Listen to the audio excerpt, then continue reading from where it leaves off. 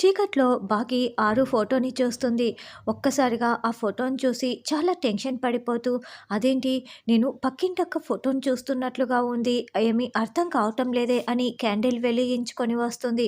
అలా ఆ క్యాండిల్ వెలుతురులో ఆరు ఫోటోని చూసి ఒక్కసారిగా మళ్ళీ షాక్ అయిపోయి, అంటే పక్కింటక్కనే ఆయన భార్యనా అని అనుకుంటూ చాలా టెన్షన్ పడుతూ ఉంటుంది. కరెంటు పోయి చెమటలు పడుతూ ఉండటంతో అప్పుడే మనోహరి అటుగా వెళ్తూ, అదేంటి ఈ గది తలుపులు ఓపెన్ చేసి ఉన్నాయే అని చాటుగా నిలబడి మొత్తం చూస్తూ ఉంటుంది.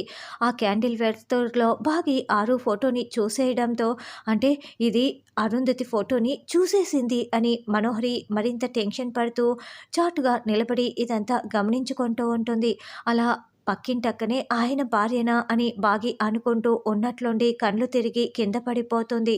అప్పుడే అమర్‌కి మెలకువ వస్తుంది. భాగ్య ఏంటి కనిపించట్లేదు.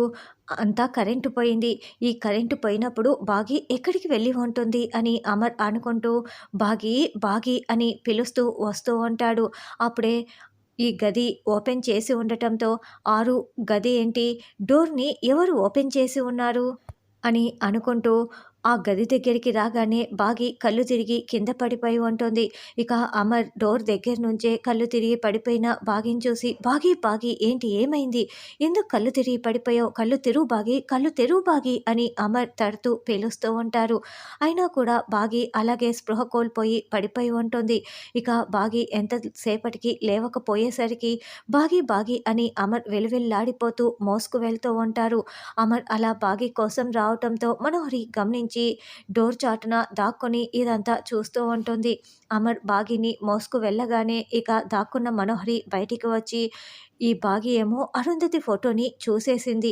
సూర్యోదయం అవగానే ఇక ఏం జరుగుతుందో ఏంటో, అమరేమో ఇలా మోసుకు వెళ్ళిపోయాడు అని మనోహరి మరింత టెన్షన్ పడుతూ ఉంటుంది.